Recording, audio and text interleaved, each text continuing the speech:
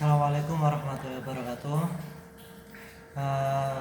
Saya perkenalkan, nama saya Muhammad Zefri Al-Ghazali. NIM 1563, mahasiswa Uniswono, akan menjelaskan tentang isu-isu pendidikan terkini, baik itu pendidikan inklusi dan juga tentang masalah seputar pendidikan. Oke, yang pertama tentang isu pendidikan terkini di Indonesia ya. Dampak pandemi yang berkepanjangan.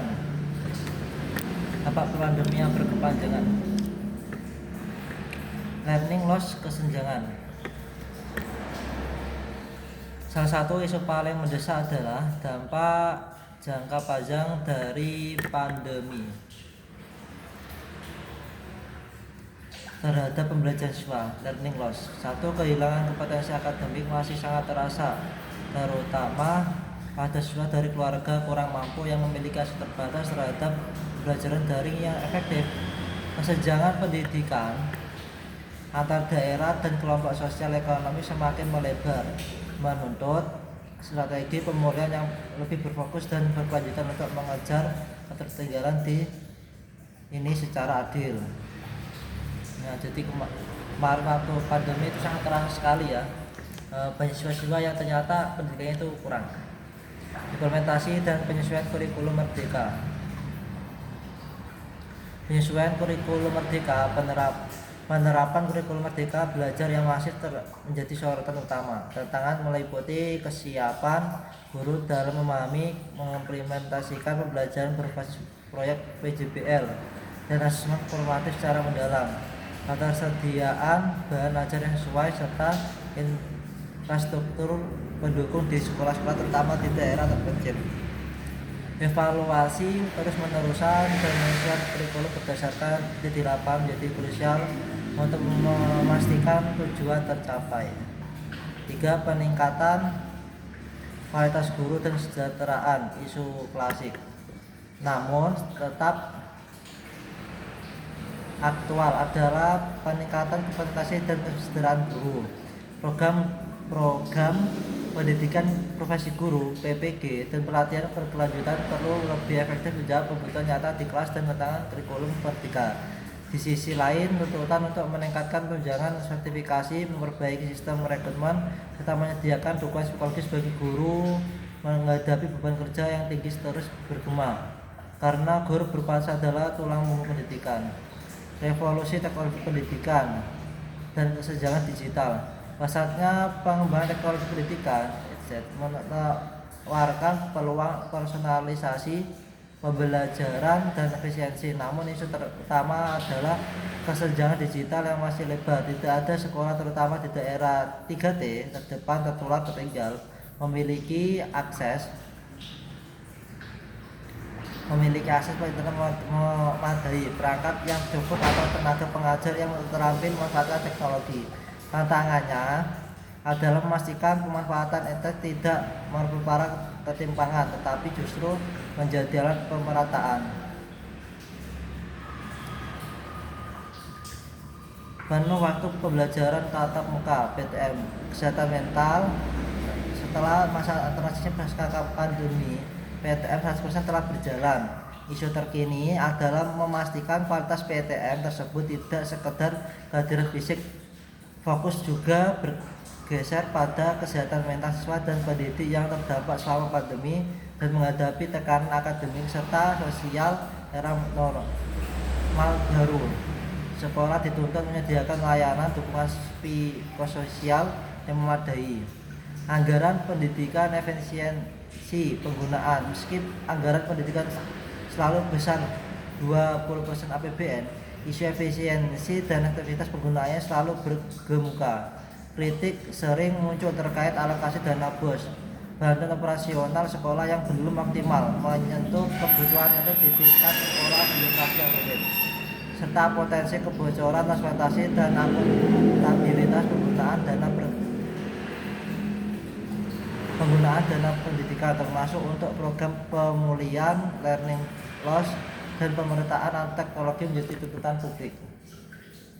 Relevansi pendidikan dengan kebutuhan dunia kerja. kecocokan antara lulusan pendidikan baik sekolah menengah maupun perguruan tinggi dan kebutuhan dasar kerja terus dipertanyakan. Muncul di desakan kuat untuk memperkuat pendidikan vokasi, meningkatkan kolaborasi industri-industri kampus, mengintegrasikan keterampilan abad 21 yaitu kritis, kreatif, kolaboratif, komunikatif, serta literasi digital dan kewirausahaan ke dalam kurikulum agar lulusan lebih siap bekerja dan bersaing secara global. Pendidikan inklusif dan kesetaraan akses, pemenuhan hak pendidikan bagi anak-anak berkebutuhan khusus (ABK), anak dari kelompok marginal, dan anak daerah terpencil yang masih menjadi pekerjaan rumah besar. Tantangannya meliputi ketersediaan guru pendamping khusus GPK yang memadai, sarana prasarana sekolah yang aksesibel, kurikulum yang fleksibel, serta mengubah paradigma masyarakat untuk lebih inklusif. Kebijakan afirmasi perlu diperkuat untuk memastikan tidak ada anak yang tertinggal. Meningkatnya peran serta masyarakat dan pendidikan non formal. Kedapatan peningkatan kesadaran masyarakat akan pentingnya pendidikan yang tercermin dari marak komunitas pendidikan platform belajar online mandiri dan homeschooling. Pendidikan non formal dan informal semakin diakui perannya dalam mengisi celah dan memberikan alternatif. Tantangannya adalah bagaimana mengintegrasikan dan memastikan mutu dari berbagai jalur pendidikan di dalam sistem pendidikan nasional yang lebih besar. Tantangan global dan masa depan sistem pendidikan Indonesia juga ditantang untuk menjawab isu-isu global seperti pendidikan berkelanjutan, literasi finansial, mitigasi bencana, serta antisipasi terhadap perkembangan pusat kecerdasan buatan AI yang akan mengubah lanskap pekerjaan dan cara belajar, membentuk akar pelajar Pancasila yang adaptif, berlayak kuliah, dan memiliki kompetensi global menjadi tujuan utama dalam mempersiapkan generasi masa depan menghadapi kompleksitas dunia. Isu ini saling terkait dan memerlukan pendekatan komprehensif kolaboratif antar pemerintah pusat dan daerah, sekolah, guru, orang tua, masyarakat, dan dunia industri untuk menemukan solusi berkelanjutan bagi masa depan pendidikan di Indonesia. Perkembangan kebijakan dan implementasinya harus menjadi perhatian utama para pemangku kepentingan. Lalu tentang paragraf tentang pendidikan inklusi. Pendidikan inklusi merupakan filosofi dan pendekatan transformatif yang bertujuan menciptakan sistem pendidikan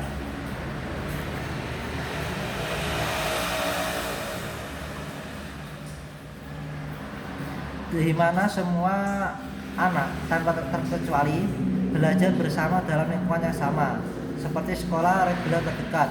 Konsep ini berakar pada keyakinan bahwa setiap anak memiliki hak fundamental untuk memperoleh pendidikan yang berkualitas dan bermakna di lingkungan yang menghargai keragamaan, menentang agregasi berdasarkan disabilitas, latar belakang sosial ekonomi, etnis, agama, atau kemampuan akademis. Inti dari pendidikan inklusi adalah prinsip kesetaraan akses dari partisipasi penuh. Ini berarti tidak hanya membuka pintu sekolah bagi anak berkebutuhan khusus ABK atau anak dari kelompok marginal, tetapi juga secara aktif menghilangkan hambatan fisik, kurikuler, pedagogis, dan sosial yang mungkin menghalangi mereka untuk terlibat sepenuhnya dalam pembelajaran dan kehidupan sekolah. Tujuannya adalah memastikan setiap anak merasa diterima, dihargai, dan didukung untuk mencapai potensi terbaiknya. Pendidikan inklusi menuntut perubahan paradigma dari model kuratif ke model dukungan.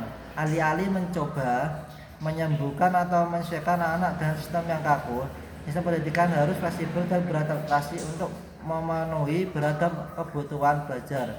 Ini mencakup modifikasi kurikulum, penggunaan metode pengajaran yang bervariasi, menyediakan alat bantu dan teknologi asistif, serta penilaian yang berbeda sesuai kebutuhan individu siswa. Tantangan signifikan dalam implementasi pendidikan inklusi adalah kesediaan dan kesiapan guru. Guru memerlukan pelatihan khusus yang untuk memahami berbagai kebutuhan belajar, mengembangkan strategi pengajaran diferensiasi,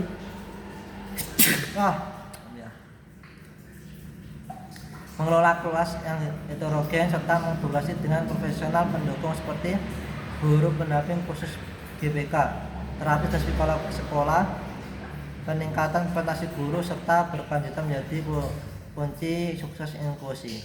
Infrastruktur dan sarana prasarana aksesibilitas merupakan pilar penting. Sekolah perlu dirancang atau dimodifikasi untuk memastikan kemudahan akses bagi semua, seperti ramp untuk pengguna kursi roda, toilet aksesibel, ruang terapi, pencahayaan dan akustik yang baik, serta bahan ajar dalam format yang sangat dapat diakses, label audio, gambar tanpa aspek fisik dan informasi pasti penuh tidak akan tercapai.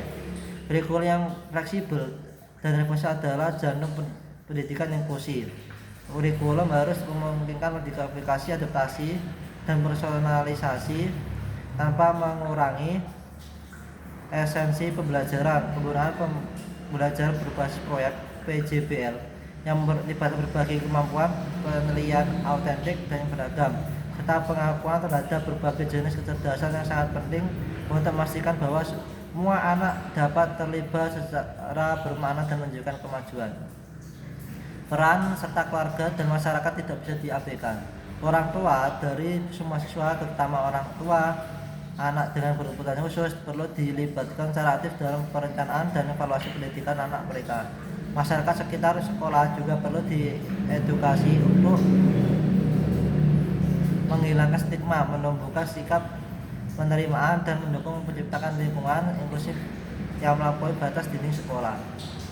Pendidikan inklusi membawa manfaat luas tidak hanya bagi siswa berkebutuhan khusus, tapi bagi semua siswa. Belajar dalam lingkungan yang beragam, mengajarkan empati, toleransi, kerja sama, pemecahan masalah kreatif, dan menghargai perbedaan sejak dini. Siswa tanpa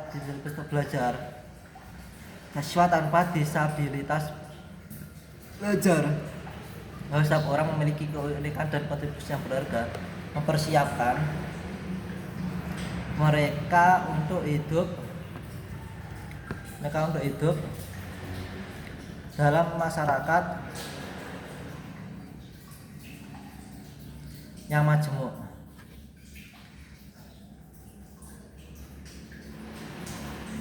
Oke, sekarang adalah tentang pendidikan multikultural. Di pendidikan harus beragam, ya.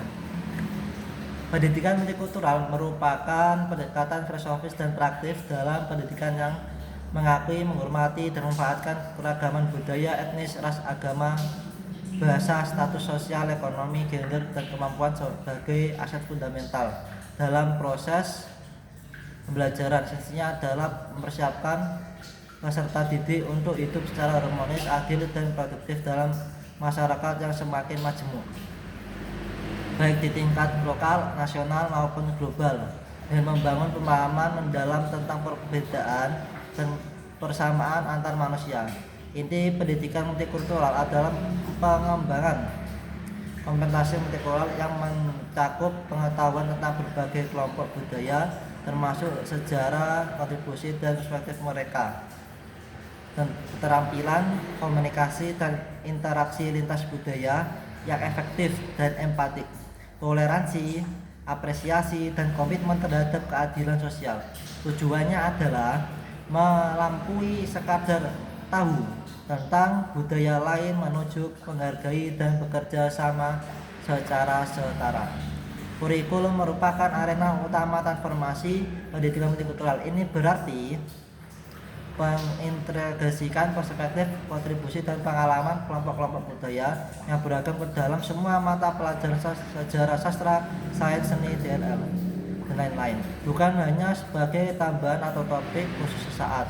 Kurikulum harus menantang bias, stereotip, dan narasi dominan tunggal yang sering mengabaikan atau mendistorsi pengalaman kelompok minoritas. Metode pembelajaran dalam pendidikan multikultural bersifat interaktif, reflektif, dan juga kritis.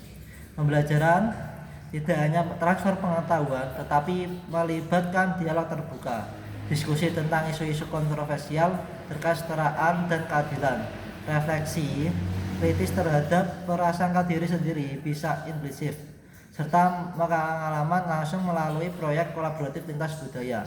Pendekatan ini mendorong peserta didik untuk berpikir kritis tentang struktur sosial dan ketidakadilan.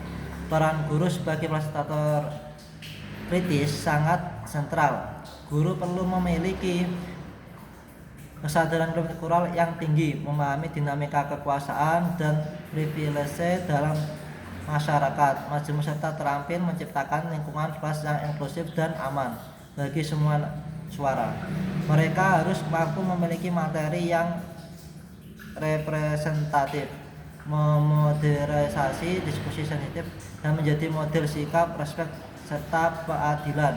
Pengembangan profesional guru di bidang ini mutlak diperlukan. Budaya sekolah yang multikultural perlu dibangun secara sengaja. Ini mencakup kebijakan sekolah yang anti diskriminasi, perayaan keragaman melalui acara-acara budaya, representasi visual yang inklusif, poster buku perpustakaan, pencajangan serta penciptakan ulang di nama semua bahasa dan identitas budaya dihargai. Lingkungan fisik dan sosial sekolah harus menjadi cerminan nyata dari nilai-nilai penghormatan terhadap perbedaan. Pendidikan multikultural penantang ketidakadilan dan prasangka. Ia tidak hanya tentang pesta makan etnik atau perayaan permukaan, tapi syaratnya membongkar stereotip, prasangka rasial, seksisme, klasisme, dan bentuk-bentuk diskriminasi lainnya. Pembelajaran dirancang untuk membekali peserta didik dengan alat analisis kritis untuk mengenali ketidakadilan sistematik dan keterampilan untuk menjadi agen perubahan menuju masyarakat yang lebih adil. Sekian dari saya, Muhammad Jeffrey Al-Ghazali, untuk tugas Pak Nur Rahman.